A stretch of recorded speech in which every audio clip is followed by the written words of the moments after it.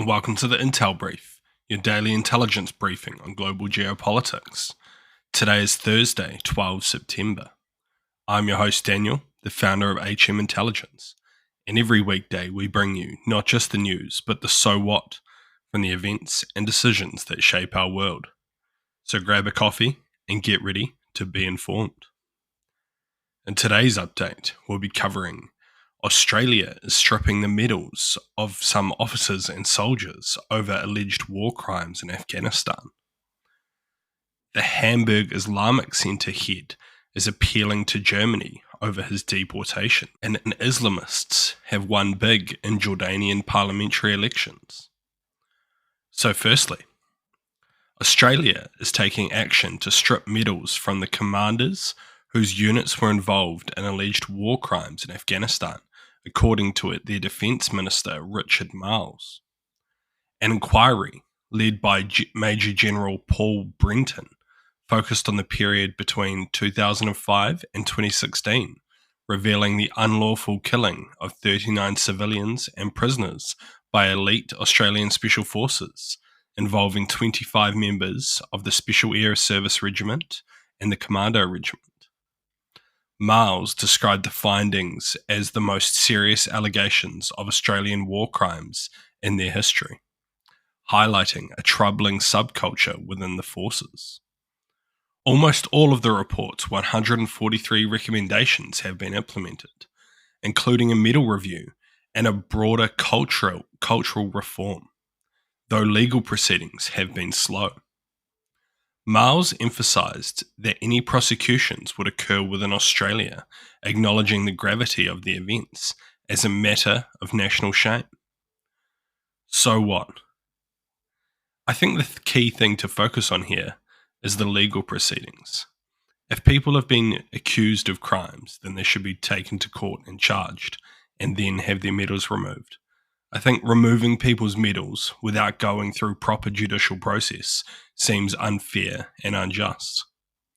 This is also interesting following a similar case in which Australian media had accused an officer named Heston Russell of similar crimes, and he was cleared through significant legal challenges for defamation against the newspaper. Though it is clear some changes need to be brought into place to change the cultures within these units, I think taking legal action against the people responsible will be a good start in showing the units that this type of behaviour is unacceptable.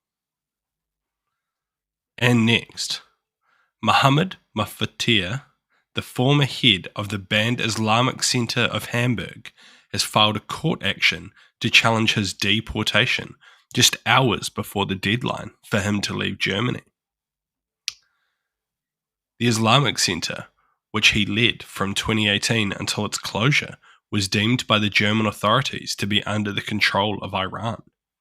Despite the appeal, he left Germany on Tuesday, complying with the deportation order that barred him from re-entering the country for 20 years.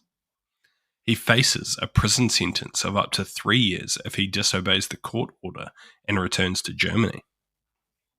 The cleric, described by officials as a prominent Islamist with ties to Iranian leadership, left amid heightened concerns over Islamic extremism within Germany, following several deadly knife attacks through the country. German authorities have taken strong measures against Islamist groups, with this mosque in particular and several other Shiite organizations being classified as extremists and shut down in July. This crackdown included the closure and confiscation of assets from the Hamburg's Blue Mosque and 3 other places of worship linked to the group, as part of broader efforts to curb Islamic extremism in Germany. So what?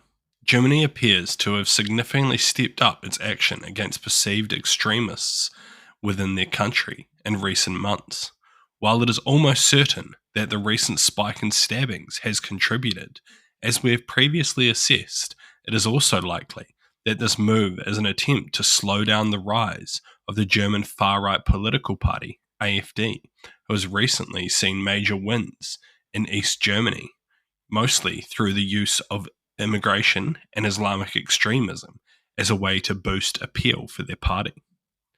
However, it is possible that these types of moves could lead to further violence in the short term, regardless. And lastly, Jordan's main Islamist opposition party, the Islamic Action Front, has secured a significant victory by winning 31 of the 138 seats in the recent parliamentary election. The outcome, the best for the IAF since 1989, reflects widespread public discontent over Israel's actions in Gaza. The IAF, which is the political wing of Jordan's Muslim Brotherhood, has long been a vocal supporter of the Palestinian cause and has led major protests in the country. Although Jordan maintains diplomatic ties with Israel and is a strong ally of the US, public sentiment remains sympathetic to Palestinians, especially among Jordan's large Palestinian population. The IAF victory was seen as a referendum on its support for Hamas, which the EU and US designate as a terrorist organization. The election was the first under Jordan's revamped electoral laws, which allocated 41 seats to political parties in an effort to reduce tribal dominance and encourage greater political representation. Despite the king's near absolute authority, the parliament plays a key role in passing laws and lending legitimacy to the political system. This election comes at a time of economic difficulty, with Jordan facing high public debt and unemployment. Voter turnout was low at 32%, but the election saw an increase in women's representation, with 27 women securing seats. The IAF now faces the challenge of balancing public expectations with their role within the political system as they navigate the nation's internal and regional tensions. So what? It is possible that this move will put the country in an awkward political situation, with the king trying to maintain relations with Israel, and at least some of the people wanting more support for Hamas and other Palestinian groups. It is likely that if the country does not at least show some increase in support for Palestinians, that there could be protests against the government, which could turn violent. Regardless, Jordan is still going to be bound by its peace deal that it signed with Israel in 1994, following several wars, something they are almost certain to not break, as the country is heavily reliant on US support. And this is unlikely to change with limited natural resource and other money-making aspects. Stop. Thank you for listening to the Intel Brief, your daily intelligence briefing on global geopolitics, brought to you by HM Intelligence. If you want to support the podcast, tell your friends to help them stay informed and leave us a 5-star review. Or if you want to learn more about intelligence, why not take one of our courses? They're all online, self-paced, and affordable. So thank you for listening. I've been your host, Daniel, and I'll see you next time.